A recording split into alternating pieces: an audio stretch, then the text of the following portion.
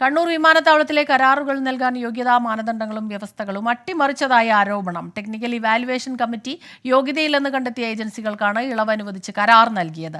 Toll പിരിവിൽ ഉൾപ്പെടെ കിയാലിന് വൻ നഷ്ടം വരുത്തുന്നതാണ് കരാർ. കിയാൽ ടെക്നിക്കൽ ഇവാലുവേഷൻ കമ്മിറ്റി തയ്യാറാക്കിയ റിപ്പോർട്ടാണിത്.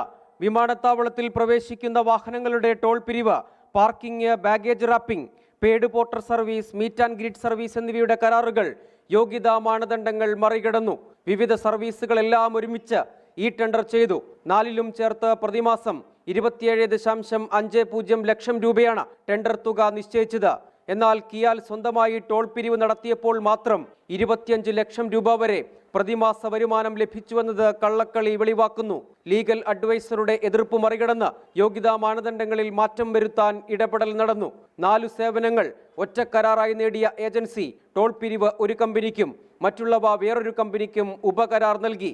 2018 മുതൽ 2021 വരെ ടോൾ പിരിവ് നടത്തിയപ്പോൾ ആരോപണ വിധേയരായ ഏജൻസിയാണ് പിൻവാതിലിലൂടെ വീണ്ടും ടോൾ പിരിവ് കരാർ നേടിയത്.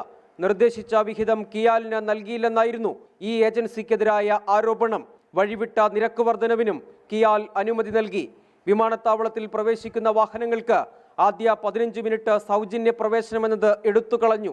എല്ലാ വാഹനങ്ങൾക്കും 50 രൂപ പ്രവേശന ഫീസ് ഏർപ്പെടുത്തി. Baggage wrapping, paid porter service എന്നിവയുടെ നിരക്ക് 300-ൽ നിന്ന് 350 രൂപയായി ഉയർത്തുകയും ചെയ്തു. ഫലത്തിൽ യാത്രക്കാർക്ക് ഇരുട്ടടിയും കിയാലിന് വരുമാന നഷ്ടവും. 24 കണ്ണൂർ.